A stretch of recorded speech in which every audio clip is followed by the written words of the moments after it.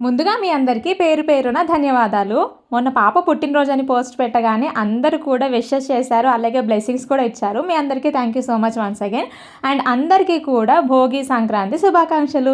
లేట్‌గా చెప్తున్నానని మాత్రం అనుకోకండి. ఎందుకంటే నిన్న కొంచెం బిజీగా ఉండడం వల్ల వీడియో పెట్టడం కుదరలేదు. పండుగకి అలాగే ఎలాగో పాప పుట్టినరోజు కూడా ఉంది కదా అని చెప్పేసని ఇంక మా ఊరైతే వచ్చామన్నమాట. ఇంక పండగ రోజు పొద్దున్నే లేచి ఇంట్లో పనులన్నీ చేసుకొని ఇంకా అందరం కూడా మా ఊర్లో ఉన్న దుర్గమ్మ తల్లి గుడికైతే వచ్చేసి దర్శనం చేసేసుకొని ఇంటికి వచ్చేసాము.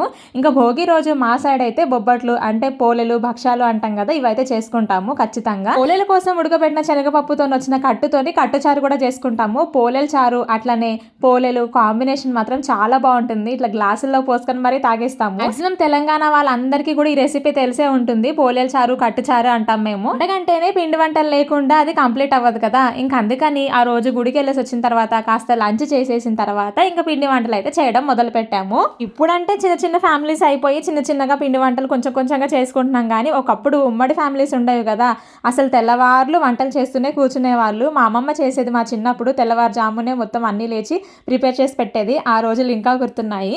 ఇంకా ఆ రోజు మా పాప బర్త్డే కూడా కాబట్టి ఇంకా సాయంత్రం అయితే మేము భోగిపళ్ళు పోసిన తర్వాత కేక్ కటింగ్ అయితే చేయించాము. మాక్సిమం తెలంగాణలో భోగిపళ్ళు ఎవరు పోయరు పెద్దగా. కాకపోతే మా అనన్యకి ఫస్ట్ బర్త్డే నుంచి మేము భోగిపళ్ళు పోసామన్నమాట. కంటిన్యూస్గా 5 years పోయాలి కాబట్టి ఇంకా ఎవ్రీ ఇయర్ కూడా మేమైతే భోగిపళ్ళు అయితే పోస్తున్నాం మా పిల్లలిద్దరికి కూడా. ఈ పళ్ళు పోసుకున్న తర్వాత కేక్ కటింగ్ అయితే చేసుకున్నాము. ఇదన్నమాట మా భోగి మినీ వ్లాగ్. ఇంతకీ మీ సంక్రాంతి ఫెస్టివల్ ఎవరు జరిగిందో కమెంట్స్ లో చెప్పడం మర్చిపోకండి.